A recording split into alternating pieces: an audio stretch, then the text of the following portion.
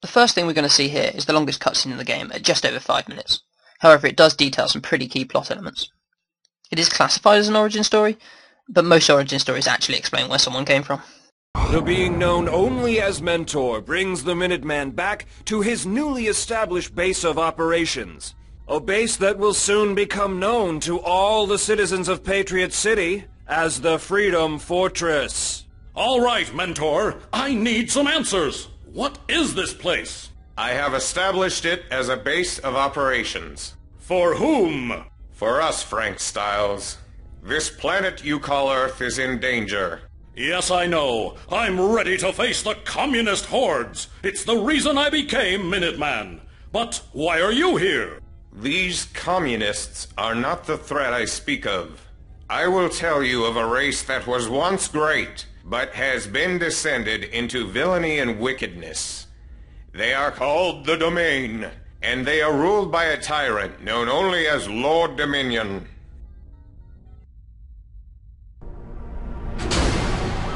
As man took his first baby steps into the void of space, one question grew more and more important in the mind of humanity.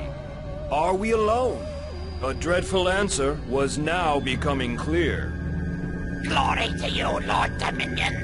May all your conquests be merciless! Praetor, how many dimensions have I conquered? Nearly all of them, my lord. Nearly all except one. Look at that planet. Do you know what it's called? Earth. Earth. Why, they haven't even discovered that other dimensions exist yet.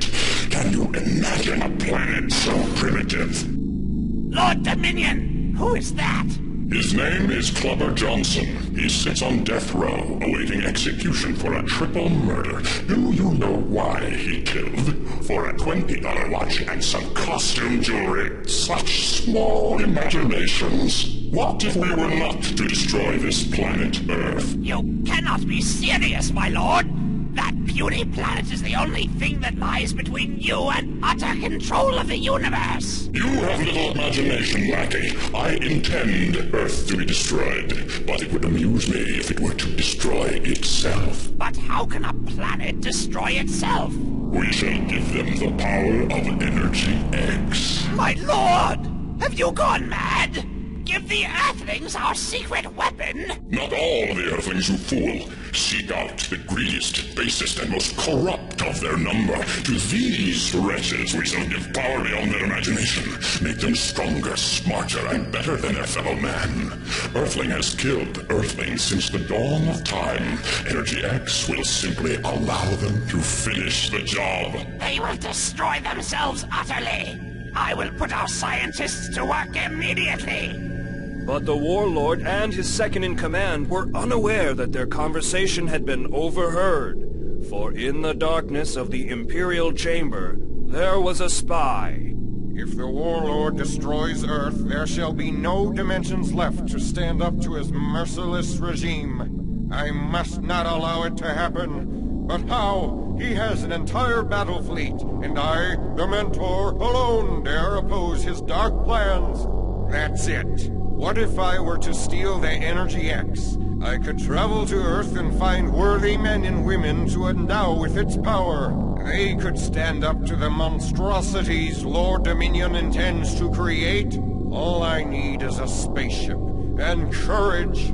Later, my starships prepare to cross the dimensional barrier itself to bring their deadly cargo to Earth. Your scheme is perfect, my lord. Nothing can stand in its way. The entire supply of Energy X is aboard this freighter. Mustn't let myself be seen. Hey, who's there? My lord! Somebody is hijacking the ship! You fool! Scramble the fleet! Stop him with your very lives!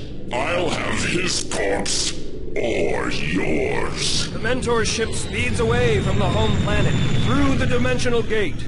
Hot on its heels is a fleet of the Domain starships, firing all the while. I've taken severe damage. I just need to get to Earth. They dare not follow me there and reveal their secret plot. At the last second, a lucky shot hits the rear stabilizer of the Mentor ship. It breaks apart over the Patriot City area, and he's forced to eject. canisters of Energy X land all across the thriving metropolis.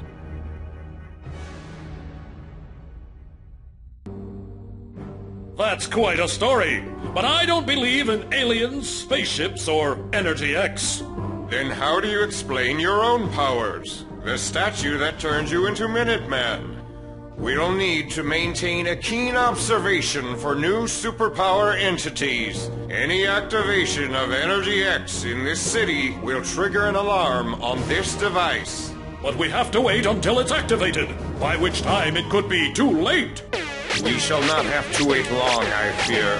Patriot Park? But is that ice? In July? That's impossible! Observe the awesome power of Energy X.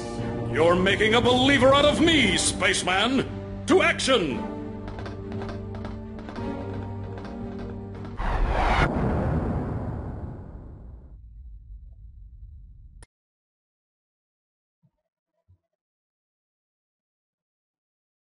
These gates are frozen solid.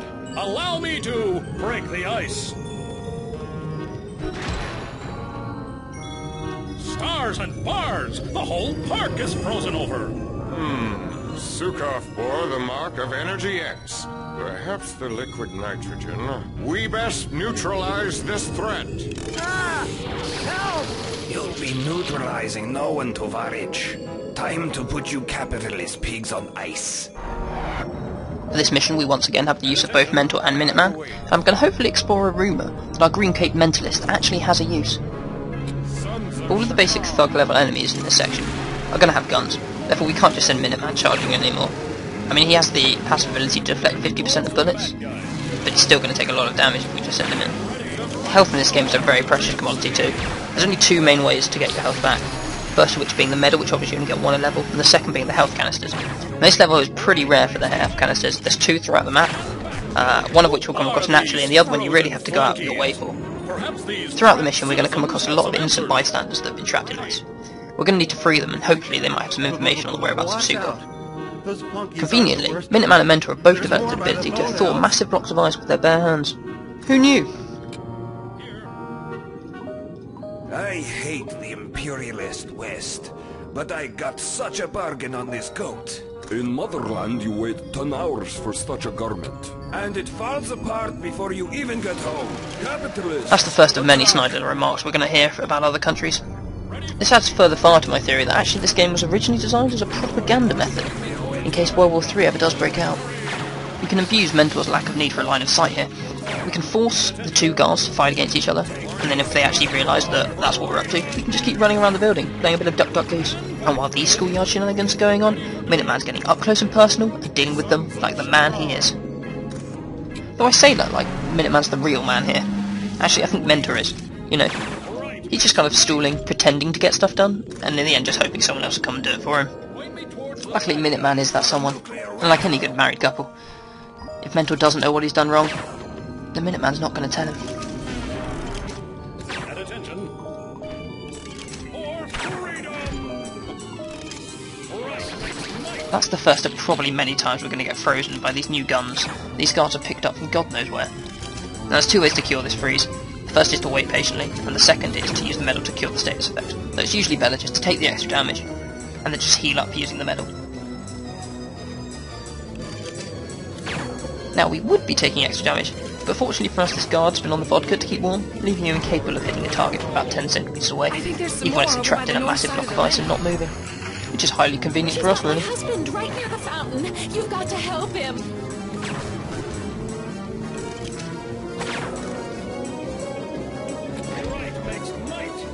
Now Mentor's finished taking the credit for Minuteman's hard work, we're going to go and deal with our next set of ice cubes. Over by the west side of the lake. So the main tactic we're going to go for here is we can use Mentor to instigate the battles. We'll use his instinct dominance to create a sibling-esque rivalry between the guards, and then we'll send Minuteman in to clean up the mess, like an abusive father with a strong hand. So once you get two of them in range, you can usually use Mentor to back out, because then one of them's going to go for the one that's not, and even if they're not in range, if they're attacked by a friend, they're going to go for it. You see, there are three of them now fighting each other, and Minuteman arrives on the scene with his lamppost. Now to speed things up, we'll send Mentor off to start instigating the fights on the next pack. That's 2 down, leaving just the third. And then Minuteman can free them. So again we use the same tactic. Instinct dominance. Cause them to fight each other. And then Minuteman will come in. Clean some off. So the only new object really in this one is the snowball, which does the same damage as a rock, so it must be pretty compact for this snow. I don't know who you are, but Then once it hits the target, it can split up into smaller ones, which also do damage. Had this dry clean. As usual, anything you see you can probably destroy or pick up. However, if it's a building or a decorative piece like the statue, then you're going to be penalised prestige for doing so. I mean, you are a superhero after all. I detect the presence of evil. One of Mentor's greatest uses is he lets you know if he detects the evil in the area. So if you haven't noticed that the people running towards you trying to shoot you aren't in fact friendly, then he gives you a nice helping hint, just to get you on your way. This game also works as a bit of a public service announcement, letting kids know that sometimes snowballs can be dangerous. We just have a few more groups of people to save here. 2 here, and I think there's 1 or 2 just up towards the top left. prepare to meet the frigid might of Bolshevism. Let us cleanse the area of evil first. My gun! It fails! That chump should have bought American. Another excellent piece of propaganda there. So deal with this guy, and then we can save these 2 and move on to the final section. Gee, thanks. They're grateful, which I like about them. So there we can see, just next to these 2 people to be saved, there's the purple canister, which is the one that returns energy. This isn't particularly useful usually, because unless you're in a fight you can grab it. Your energy is constantly recharging, so by the time you've gone back to get one, you've already got full energy. The other canister is of course the health one that we've seen, the experience one that we saw in mission 1, and the final one is the yellow canister we haven't seen yet, which contains prestige. Capitalist dogs will never stop us. For the master! I can't hit a Right, woman. here we have our first grade 2 enemy. As I... Grade 2 enemies are generally, apart from the obvious thing of having more health and dealing more damage and sometimes having like a few abilities, they're just generally more intelligent. You can't just stand up on a building and hope they won't get you, like you could with the melee thugs. These grade 2s, they'll usually find stuff to throw at you, or find a way up, or they'll start trying to knock down the building so that it falls, taking you with them. However, there's one thing you can exploit about their intelligence. They target the member of your party with the least health, because obviously, from your point of view, you'd rather have 2 heroes alive on half health than 1 on full health. So here we can just keep running around with Mentor while getting targeted by the Ice Queen, and continuously hit her with Minuteman. I shall... This game does take advantage of the well-known comic book device. Supervillains will generally give too much information to their bodyguards. They also particularly like to choose the bodyguards that once they've been roughed up a bit will just happily divulge anything. The day the supervillain can keep a secret man is finally born. It's going to be a tough day for any superhero out there. This is one of the last introductory missions in the game. After this they start to ramp up the difficulty a bit and introduce the new superheroes thicker and faster. This means you've got to start learning to choose the right ones for the right situation, and if you don't, you're going to find the missions very hard. We haven't had to use a medal or go looking for a health canister at all in this mission. Now this is a good practice to get into, because the later missions come up and you've got 4 party members, health canisters aren't going to be there in abundance. You know, you're going to have to use your medal sparingly, and you're going to have to try and prevent damage as and when you can. And that's it, all the enemies cleaned up, and now it's time to see what this loose-lipped femme fatale has to say. At attention. Time for a conversation, Olga. We seek information regarding your master. Running dogs. Your death awaits you at the pump house. Prepare for your doom, materialistic fools. Prepare for nuclear winter. We'll see about that. To the pump house. Most of the effort in the game went into naming the superheroes. For the villains, they didn't put as much effort in and used a common technique where they'll just choose 2 words. The first word relating to where they're from, and the second relating to their superpower. So for this person they went for Nuclear Winter. There was a rumour that he had a sidekick called Nesting Doll Cold, but apparently he never made it into this game. The only blip on our mission report here is that we failed a secondary objective and also killed a female civilian. Now, what happened here is we accidentally killed a female civilian before the incident even occurred where she was meant to get mugged. So, kind of on the plus side, she never got mugged and didn't have to go through that trauma, but then we also killed her. So it kind of swings and roundabouts, I guess. In other news, our duo is about to become a trio.